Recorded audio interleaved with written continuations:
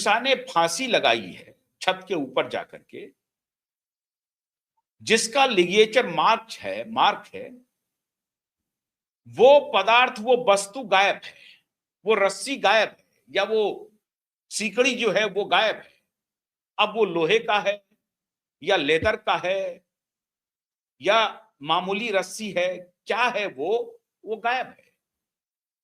कल एसीपी जो उस जोन के हैं, उन्होंने मीडिया में आकर के बताया कि नहीं, जिस वस्तु से ट्विसा ने आत्महत्या की, फांसी लगाई है, वो प्रिजर्व करके रखा हुआ है। लेकिन पोस्टमार्टम रिपोर्ट में जब डॉक्टर ने वो वस्तु मांगा कि भैया वो रस्सी कहां है, वो चेन कहां है, वो लेदर की पट्टी कहां है, तो पता नहीं चला। इन्वेस्टिगेशन जो कर रही थी पुलिस, उसने कुछ नहीं बताया। डॉक्टर ने मांगा है, जब पोस्टमार्टम हो रहा है तो डॉक्टर ने कहा कि जिस जिस चीज से ट्विसा ने फांसी लगाई है वो है कहां पर, वो रस्सी मुझे दीजिए, वो चेन मुझे दीजिए, वो लेदर की पट्टी दीजिए, कहां है वो? नहीं दिया। समर्थ सिंह फरार है। मां कह रही है बाहर में आकर के बेल मिलने के बाद कि नहीं, उनको अपनी सुरक्षा का अधिकार है और वो सही सलामत है, आवश्यकता पड़ने पर वो आ जाएगा। क्यों? 10 दिन से वो फरार है Samarth Singh, and he himself is a law officer, he is advocate, and you have been a law officer, you better understand the law. Dowry death कहता है, डॉरी डेथ का सिंपल कानून है, शादी के 7 साल के अंदर अगर किसी रहस्यमय परिस्थिति में किसी लड़की की मृत्यु होती है और परिवार वाले इसका आरोप लगाते हैं, ये संज्ञान में लाते हैं कि ससुराल वाले ने दहेज की मांग की है, तो डॉरी डेथ की धारा उस पर लगेगी। और डॉरी डेथ की धारा लग चुकी है इसमें। डॉरी डेथ की धारा का फलितार्थ क्या है, रिजल्ट क्या है? नॉन बेलेबल वारंट है, नंबर 1। मिनिमम 7 साल की सजा है। और अगर ये डॉरी केस की धारा, मैं कह रहा हूं, अब ये मामला डॉरी डेथ का है, अगर ये डॉरी डेथ में कन्वर्ट होता है, ये डॉरी डेथ है, तो 7 साल छोड़ दीजिए, लाइफ इंप्रिजनमेंट और फांसी की सजा भी हो सकती है। अगर ये रेयरेस्ट ऑफ रेयर केस हो गया है, तब तो और भी खतरनाक हो जाएगा। पोस्टमार्टम रिपोर्ट ये कह रहा है कि उनके शरीर पे जख्म है, उनके निशान है, चोट के निशान है।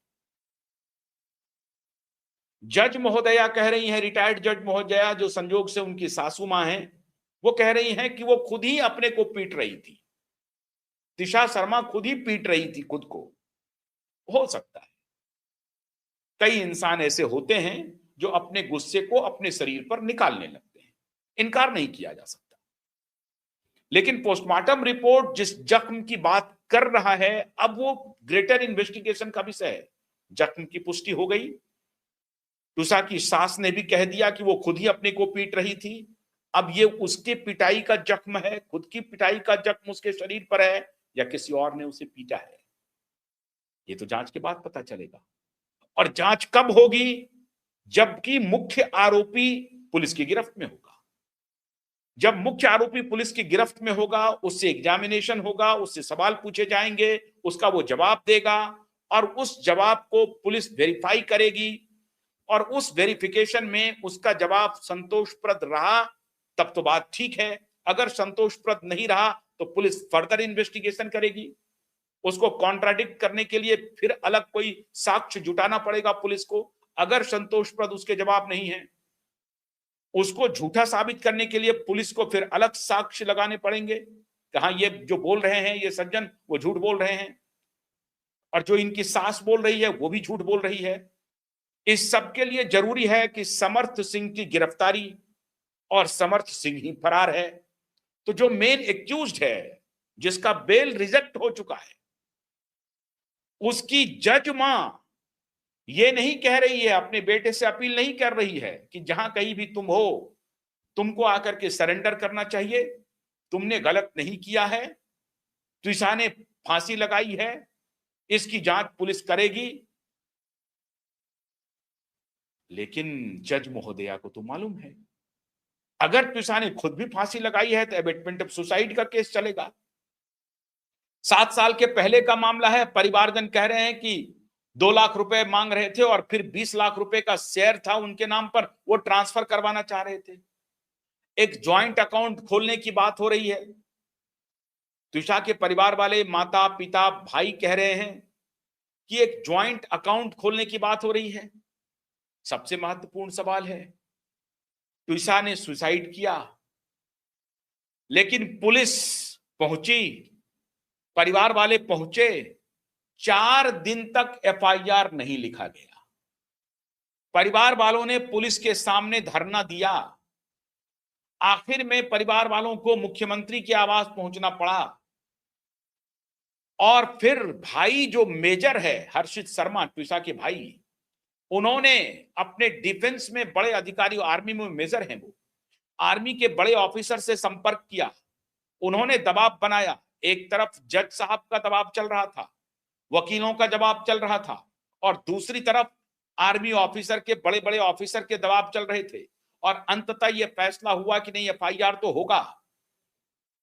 अब चाहे वो एफआईआर से मतलब ये तो नहीं हो जाता है कि भाई कोई गुनहगार साबित हो गया। ये इन्वेस्टिगेशन का विषय है, जांच करेगी पुलिस। आपको भागने की जरूरत क्या है? अगर आप दोषी नहीं हैं तो आप क्यों भाग रहे हैं? अब त्विषा के व्हाट्सएप के चैट रिलीज हो गए हैं, पब्लिक डोमेन में है। त्विषा अपने व्हाट्सएप के चैट में कह रही हैं अपनी माता से, अपने दोस्तों से, अपने परिजनों से कि मुझे यहां से जल्दी ले चलो, my life has become hello, और मेरे पति को अब मैं नहीं चाहिए। मतलब मेरे पति मुझे नहीं चाहते हैं। त्विषा का 7 दिन पहले ही एबॉर्शन भी हुआ है। अब सबसे जो गंभीर आरोप है वो ये जज सासू मां कह रही हैं कि त्विषा के कोख में जो बच्चा था जिसको एबॉर्ट किया गया, वो समर्थ का नहीं है, वो किसी और का बच्चा है। अब ये त्विषा कह रही हैं कि ये मेरा बच्चा नहीं है, वो समर्थ उसको टॉर्चर कर रहा है, इसका भी जिक्र आ रहा है। लेकिन 6 महीने शादी को हुए हैं और उसके बाद ये गंभीर आरोप त्विषा के ऊपर लग रहे हैं। अब त्विषा के भाई हर्षित शर्मा जो मेजर हैं, वो कह रहे हैं कि 4 दिन के बाद तो एफआईआर हुआ, एफआईआर के बाद 10 दिन बीत जाने के बाद पुलिस समर्थ सिंह को गिरफ्तार नहीं कर सकी है और उन्हें मध्य प्रदेश में न्याय मिलने की